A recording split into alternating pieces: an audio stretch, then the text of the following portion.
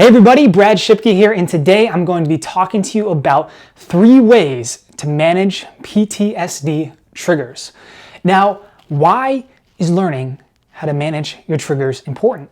Well, it's something that actually a lot of people don't do, or don't even know how to do, or don't even know where to start. But it's really important because if you don't know how to manage your triggers correctly, it's going to make it very, very hard, if not impossible, to heal without it, because you won't be giving yourself space to heal. You'll always be in this constantly triggered space again and again and again and again. And that's something that I call a doom loop, but really it's just a negative feedback loop where you just keep putting yourself in front of all these destructive and harmful situations and scenarios that just drag you down and really make recovery very, very hard. And if you're somebody who's trying and striving to get better, but you're constantly being triggered, I mean, that means you're just going to be taking 1 step forward, 2 steps back every single day. And that's a pretty hopeless place to be. So learning how to manage your triggers correctly is an essential step to recovery. It's not healing itself, but it helps you gain that momentum over time so you can actually give yourself the space to work on the healing. Now, the first thing I want to cover about triggers is that there's 2 different types of triggers. There are internal triggers and there are external triggers. The external triggers are pretty much what everybody talks about, and the internal ones are harder to become aware of. Now, the internal triggers are thoughts, right? Thoughts and beliefs that trigger more thoughts and beliefs. So it's kind of this negative feedback loop in your mind. So something that you think can trigger another thought, can trigger another thought, and trigger another thought until you're just in this super negative mind space, or you're just reliving the trauma in your mind again and again and again and again. And it kind of just feeds off of itself. And an external trigger, on the other hand, is what everybody kind of thinks about. So it's like, loud noises, or, maybe somebody says something to you that triggers you, or it could be even a smell. It could be a certain place. It could be a certain time of year, anniversaries of the trauma. All of those things are triggers. And really what a trigger is a reminder, externally or internally, of the trauma, which starts a massive cascade of emotions and feelings, and usually the re-experiencing of a trauma. So if you see my last video on the 5 signs of PTSD, the first sign of PTSD is that you're re-experiencing the traumatic event. And when you're triggered, what happens is that it triggers your re-experiencing of that traumatic event. So those are the 2 types of triggers, internal and external. And it's important to be aware of them because a lot of people aren't aware of any of their triggers, but most people are not aware of the internal triggers that they're going through. Now, let's talk about the first step to regaining control over your triggers, which is reclaiming your mind. Now, what do I mean by reclaiming your mind? Well, this first step is all about reclaiming control over your mental state and over the internal triggers. Because even if it's an external trigger, every single external trigger has an internal aspect to it. Like, you cannot be triggered. I mean, there are people who are triggered externally and only feel it in their body, but I would say 99% to 100% of the time, there's always a mental aspect to the external trigger.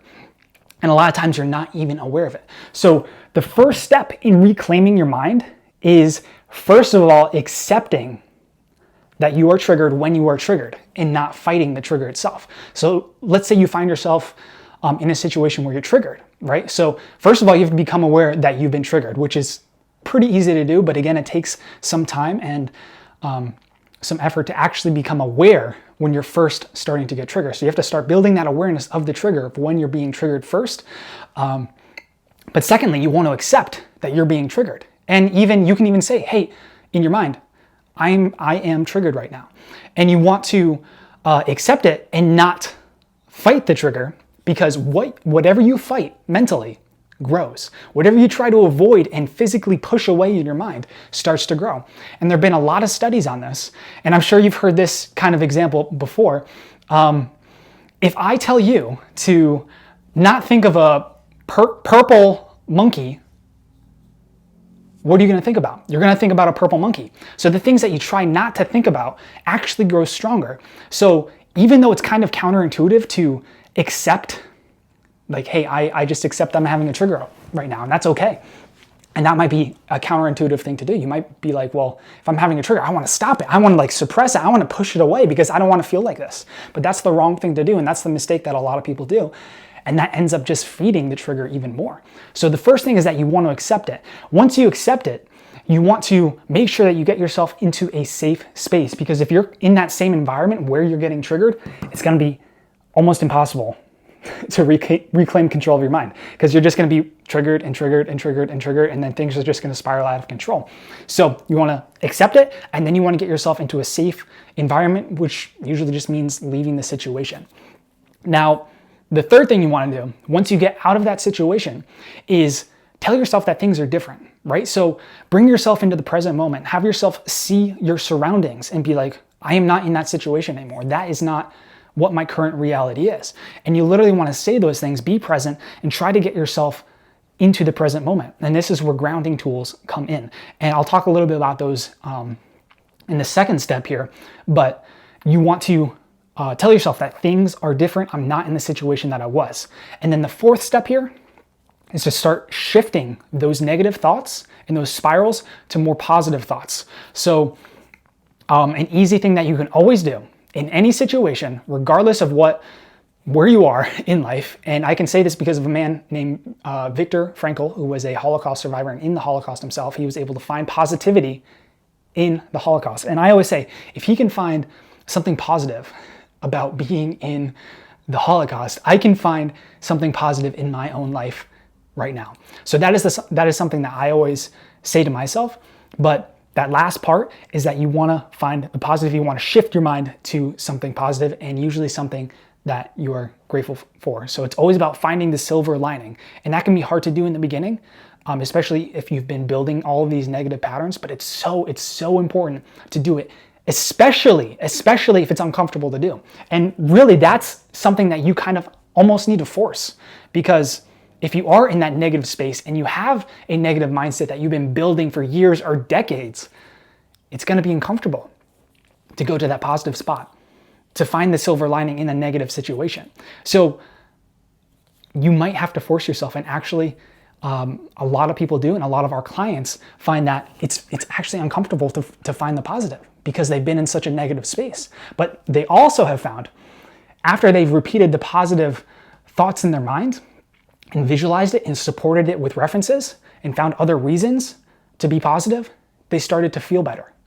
And then after they did it enough times, the positive thoughts started to come up automatically. So don't just ignore this simple tool of changing the negative to the positive, because it is so incredibly powerful. It is so simple. It's powerful in its simplicity. And a lot of people overlook things that are simple because they think that they're not effective, but they're almost more effective. I would actually say they are more effective, because if I give you this really complex thing to do, you are never going to do it. But if I tell you, take the negative, swap it for the positive, or just invert it to the positive, that's a really easy thing to memorize and then to implement. So those are the things you want to accept. Again, you want to accept that you've been triggered. You do not want to fight the trigger. It is like quicksand if you fight it. You want to get to a safe space.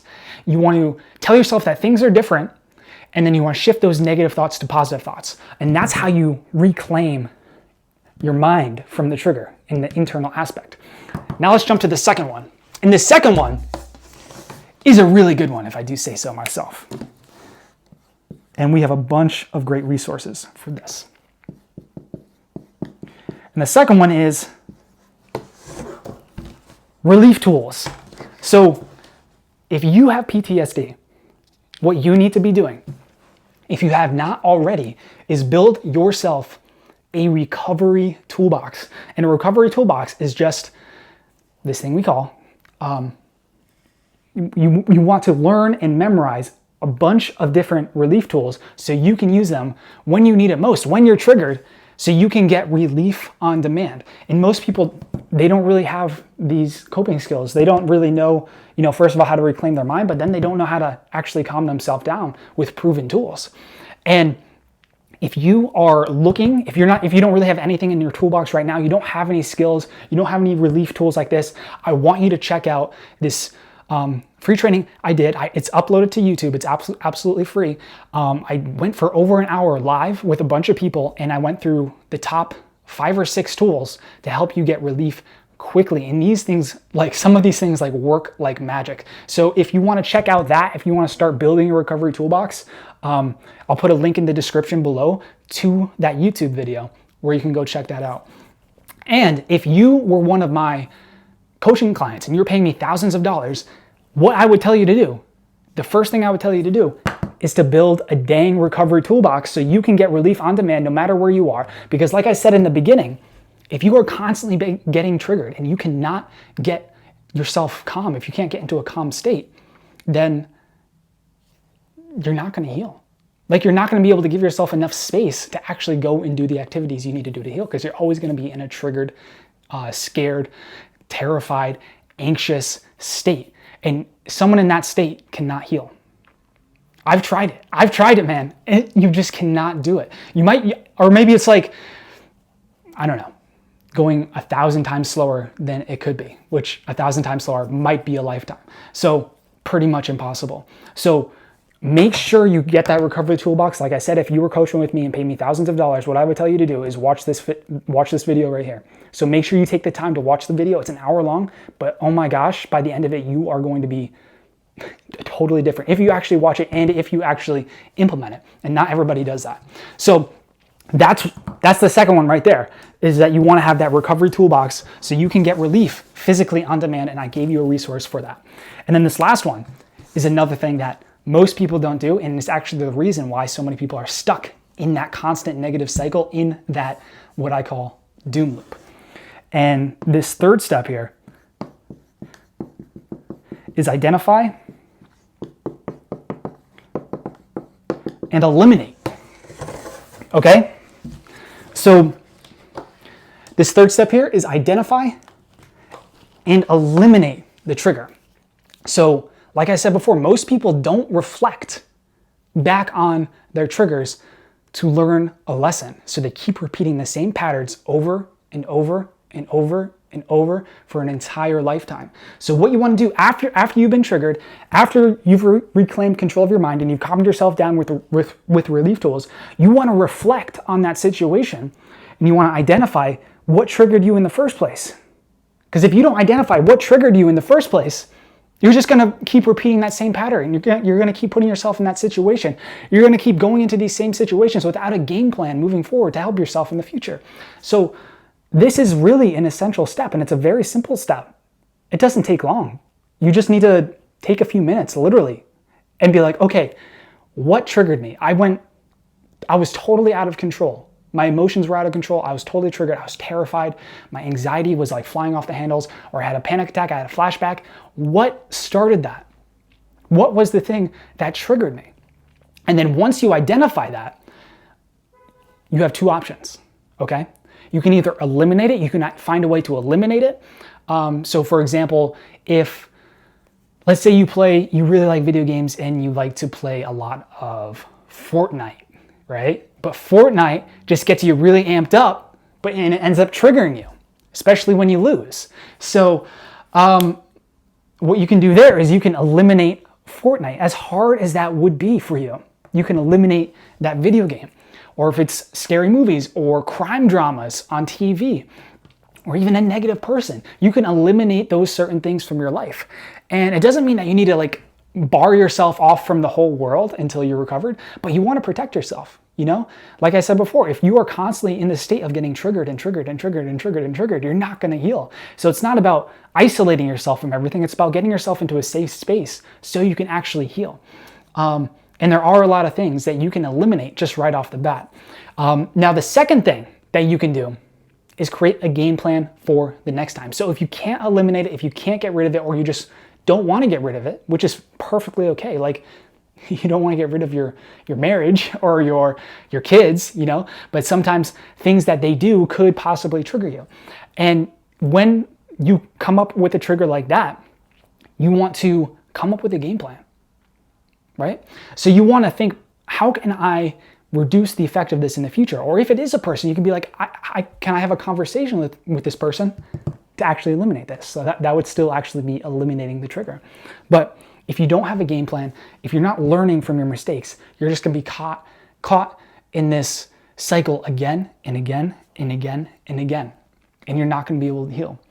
Now, one exercise that can help you, and you might want to keep a journal of this too, because this can help you long term with triggers. So I want you to take out a notebook, or I want you to take out a journal or something like that. And it's, again, this is a super simple exercise. Keep it so simple. This identify and eliminate game plan thing can take like 3 minutes, but it will absolutely transform your life if you just take the time to reflect on your past mistakes. I don't know, they're mistakes, and then learn from them. And it's important that you learn from them, that you learn and you don't dwell on them, right? So you're not going into the past to reflect and beat yourself up or tell you how badly you performed, or, you know, how embarrassed you were, or any of those things. That's not the purpose of this at all. The purpose of this is to learn. And if you can learn, then you are honestly crushing it. And you're doing an amazing job learning and moving forward. And if you keep learning and moving forward enough times, you will fully recover. So don't dwell, learn from the past. And what I want you to do, like I was saying, I want you to take out a journal or a worksheet or a notepad, and I want you to draw a line down the middle, make 2 columns. On the left-hand side, keep track of all your triggers. On the right-hand side, write down how you can eliminate it or your game plan for handling it in the future. And if you do this, I'm telling you, this is what we tell our clients. We want you to keep track of these things and then write it down. Even if you never look at it again, you just write it down. It's going to ingrain it in your mind that much further, so you're going to be that much more prepared. So that's that last thing I want you to do. And the other thing I wanted to say about this is, if you're ever getting triggered from the analysis or from the reflecting, make sure you don't, like, the whole purpose, again, is not to re-trigger you. But if it's too difficult, stop. Like, we're not here to hurt you. We're not here to put you in a dangerous situation or anything like that. So before you even start this situation, make sure you go watch that video that I made you on YouTube and learn those relief tools. So if even a little, I mean, it's normal to think about a triggering situation and just get a little anxious. So you want to have those tools anyways. I'm not saying like you're going to get triggered, but for some people, it could happen. You know, for most people, it's not that big of a deal. But there's some people who it does actually hurt, and that's. I mean, we do not want to put you in a dangerous situation. If you are getting triggered from this, these first 2 steps are good enough game plan for you. You can just have a broad game plan for any situation. So, again, I know I threw a lot at you, but what I did is I broke down these 3 steps and I made an outline for you, and I put that in the description of the video again, so you can get a quick summary and a quick overview of everything that we covered here today, so you don't have to go back and remember it and everything. So you can just go in the description below right now, which you'll also find the video link for this. But otherwise, I hope that this really, really helped you. I hope this helps you eliminate triggers and manage triggers so much better, because that is a huge step. That is one of the first steps in healing, is getting yourself into a safe space. And if you're not in a safe space where you can heal, it's going to be very, very hard to recover and reach full recovery. So, yeah, again, check out the description below. And if you like this video, give me a little thumbs up, please. And leave a comment below with what you thought about this and what you'd like me to cover in the future. And also make sure to subscribe, because I release a video like this every week. And my girlfriend Kayleen releases a video.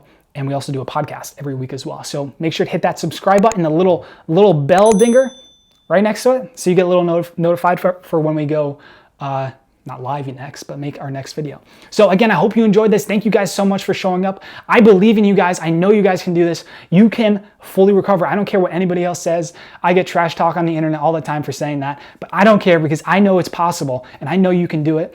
And I mean, if you want to follow somebody who's going to tell you it's impossible, go right ahead. You can unsubscribe. But if you want somebody who believes in you and knows that you can do it, make sure to hit that subscribe button, because I will always believe in you. Hope you guys have a great day.